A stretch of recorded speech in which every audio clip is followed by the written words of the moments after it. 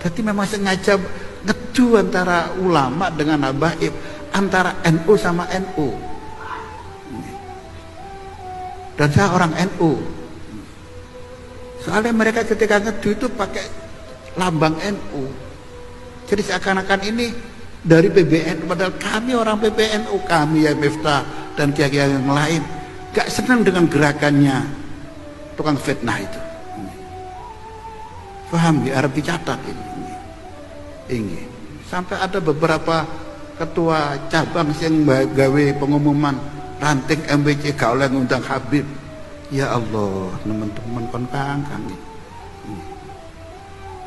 ini. Hadirin hafizakumullah. Jadi Habib itu ada. Dan kalau nggak ada berarti hadis Imam Mahdi ini nggak benar. Gitu nggih. Yang kedua, Habib itu bukan orang yang maksum. Ya, ini Habib berbuat salah tidak mustahil. Karena tidak maksum.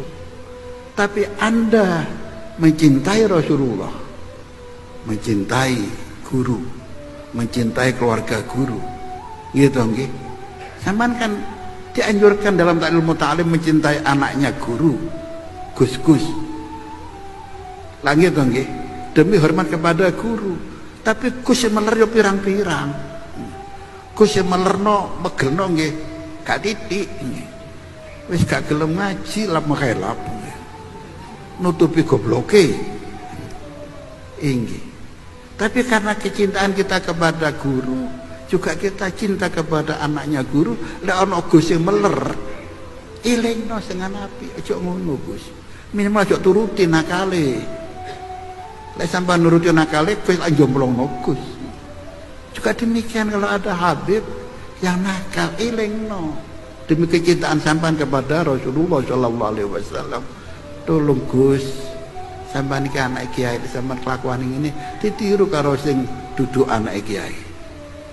Maaf Bib kalau nyenang berbuat begini Bib, datuk nyenengan nggak ridho kalau punya cucu berbuat semacam ini. Kok dituruti, nuruti berarti ini ingin jomplongno niki. Paham ya? Tapi aja dia trek-trek. Namanya Kiai Hasan Genggong. Beliau itu di samping tirakat beliau mengajar, alim. Suatu saat ada kejadian ya ikhwan.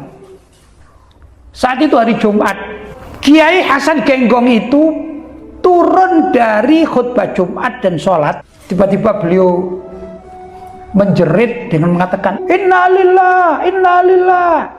Orang yang tidak tahu melihat kenapa ini bilang innalillah, innalillah.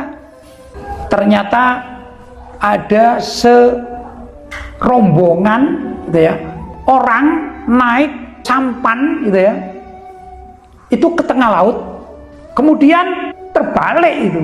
Begitu terbalik itulah Kiai Hasan mengatakan innalillah begitu.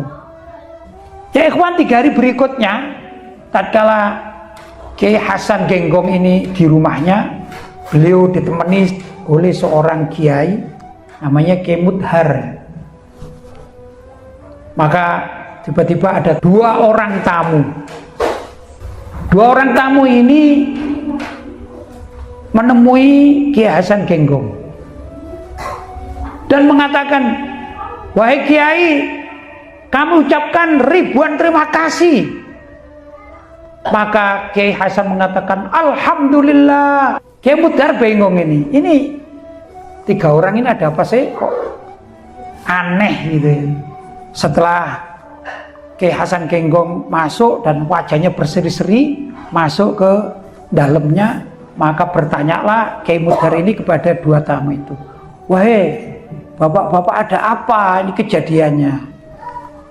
Begini Kiai katanya, hari Jumat kemarin kami itu melaut, tiba-tiba mau tenggelam. Subhanallah, kami ditolong oleh orang tua. Tangan kami ditarik, dikembalikan ke kapal sehingga kami selamat.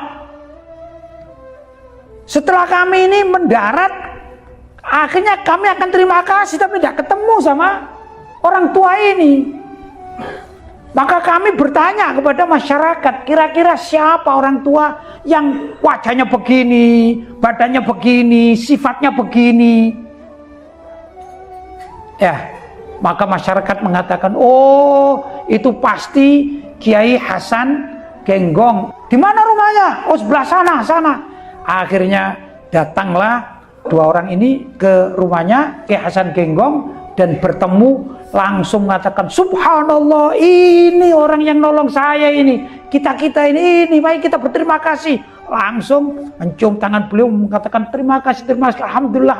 Pokoknya makanya itu Kiai Hasan Genggong langsung mengatakan, alhamdulillah engkau selamat. Terus kira-kira apa tirakatnya? Beliau itu ahli torekot.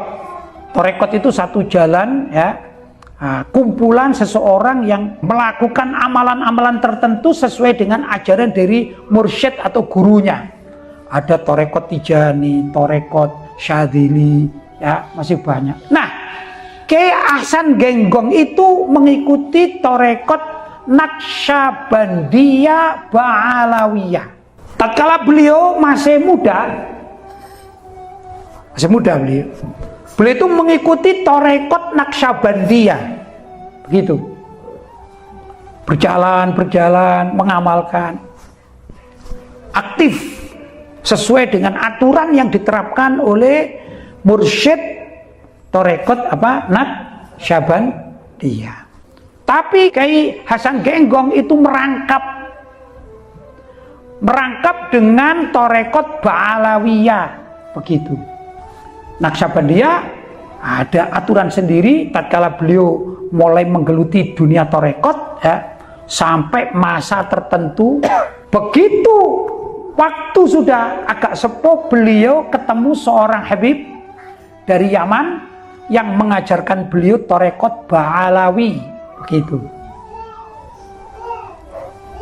Maka beliau menganut torekot Ba'alawi. Kalau dinisbatkan kepada toreko menjadi Ba'alawiyah. Ajarannya seperti juga ada perbedaan antara Naqsyabandi dengan Tijani, antara Tijani dengan Syadzili. Maka Ba'alawi pun punya perbedaan, tapi bukan perbedaan prinsip, tapi hanya metode. Begini, ya.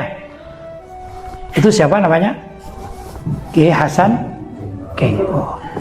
Kalau hatinya bersih, diajak apa saja, bahas tentang para wali, senang.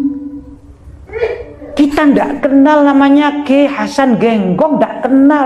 Tapi begitu ada orang yang tahu, apalagi ada saksinya fulan, oh iya memang di Probolinggo ada daerah namanya Genggong. Di sana ada seorang alim yang dipercaya masyarakat sebagai seorang wali, yaitu Non Ahsan atau siapa? Kiai Hasan Genggong. Karena kita cinta kepada para wali, kekasih Allah, kiai-kiai yang benar-benar hatinya bersih, maka tatkala diberi informasi semacam demikian, nerima dengan senang, betul? Bahkan yang semula tidak kenal, bahkan langsung jatuh cinta. Mudah-mudahan aku seperti Kiai Hasan Genggong. Karena kita cinta kepada para wali, kekasih Allah, kiai-kiai yang benar-benar hatinya bersih, maka tatkala diberi informasi semacam demikian, nerima dengan senang, betul? Bahkan yang semula tidak kenal, bahkan langsung jatuh cinta. Mudah-mudahan aku seperti Kiai Hasan Genggong. Habib Abdullah Al-Haddad dengan luar biasanya kitabnya yang mendunia, syairnya yang ditempelkan di atas makam Nabi Muhammad SAW. Kalau hati kita bersih, tidak punya rasa benci, maka langsung diterima. Subhanallah, mana itu ada? Ada, videonya ada. Kalau di makam Nabi Muhammad itu ada. Subhanallah, ini yang tertera di dalam kitab Diwan Al-Imam Al-Haddad. Jatuh cinta kita, karena mereka adalah orang-orang yang dekat kepada Allah. Tapi yang hatinya jahat, yang hatinya rusak, hatinya busuk, dengar riwayat tentang Syekh Bajal Haban, langsung mengatakan ini bohong, pembodohan umat. Mendengar keramat dari Al-Habib Abdullah Haddad mengatakan ini bohong, hoax, ini pembodohan terhadap umat. Mendengar cerita tentang Kiai Hasan Genggong, wah ini pasti bohong-bohong semua, bikin-bikinan, semua tujuannya cari duit. Itu karena hatinya busuk, hatinya kotor, jahat, maka setiap orang seakan-akan seperti dirinya. Bahkan naudzubillah kadang-kadang mengajak umat untuk tidak percaya kepada para wali tersebut. Naudzubillah min